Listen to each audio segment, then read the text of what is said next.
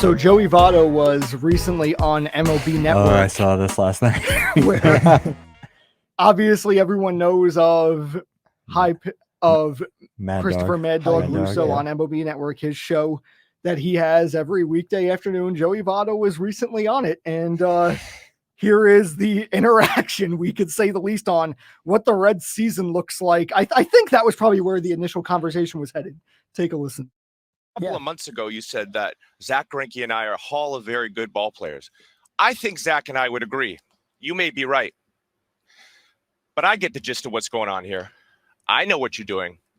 You're looking down on us, a couple small market Midwest ball players, just because we're not big city, just like you.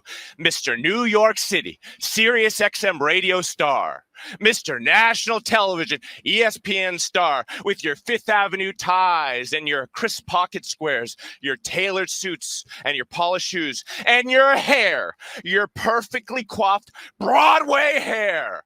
Must be nice to sit atop that Madison Avenue ivory tower, looking down on us with those luscious locks. Not everyone can be the next Roger Peckinpah, Mad Dog. You should be ashamed of yourself. You're a disgrace. Harrison's coming hard and fast.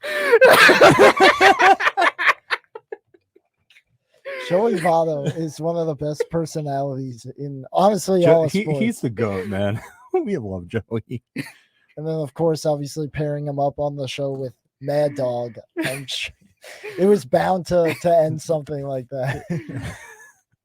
I mean, Votto's, like you were saying, one of the when best he was hurt, that personalities, was a missed time of baseball, because he really is an icon in the sport, and because he's never been the number one player in the game or like the number one face of the game, but he's always consistently been, obviously during his prime, one of the elite players. But again, on the Reds, like he was saying, he never got the attention he deserved. You got to do some things every now and then to get that attention. I don't even know what to say. Couple of Midwest ball players. Harrison's coming hard and fast. Oh, God. I do agree with, though, honestly, with Joey Votto on kind of him being one of the arguably stars of the game really throughout his career. Obviously getting older now, and some of the younger guys, he doesn't quite get the recognition even throughout really a lot of his career. And I don't know if that necessarily goes for all of the kind of smaller market teams, but I don't know if like that's kind of the reason why per se.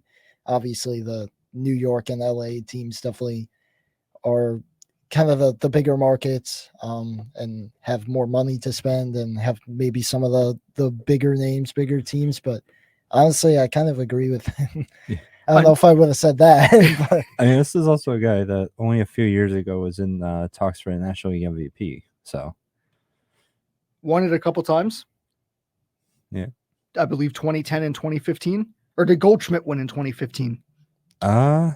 I don't know. I know he just lost to Stan in 2017. I remember that.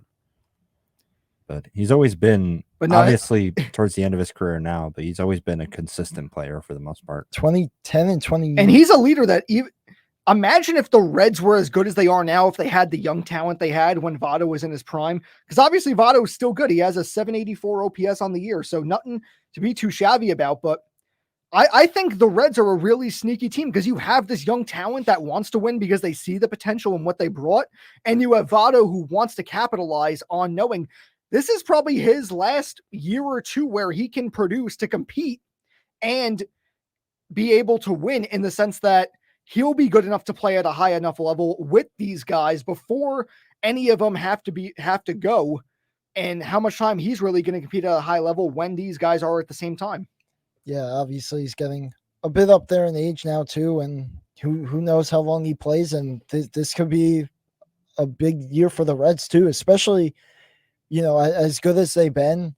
There are some teams that have been better, especially in the National League, but there's always kind of those teams that shock us in the playoffs as well. So if the Reds can kind of make those moves that we were talking about, who knows, maybe Joey Votto kind of gets his playoff run down the stretch. He definitely deserves it, obviously being one of the mainstay players here in the MLB for the last decade or so, who's kind of gone under the radar, especially the last few years, but it's been very good. So 2015 was the year Bryce Harper won. That was his crazy year in Washington. Votto finished third behind Goldschmidt and Harper. So he won, but he did win the MVP in 2010. So top three finishes for Votto really over the course of a long stretch of time in that entire decade. Which is impressive to say the least.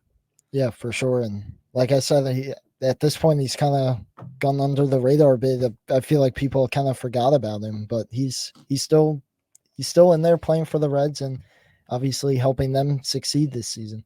As well as mentoring the youth. And that's a big piece of it, because when these guys first came up, obviously he worked with India last year, but Votto was battling injuries in and out of the lineup. And India the last couple of years, or no, last year he was rookie. Then this year, LA De La Cruz. And right around the time that Votto came back was when he got called up. So it was just perfect timing for the both of them. Yeah, I mean, especially again, an older player being able to mentor the young guys coming up and really show them the ropes and help this team succeed. I think if Votto can get that chance to play in the postseason for the first time since 2020, I think that would be great. Yeah, and obviously he's doing a pretty good job of the mentoring role, because these young guys are kind of turning into stars really quick before our eyes, really.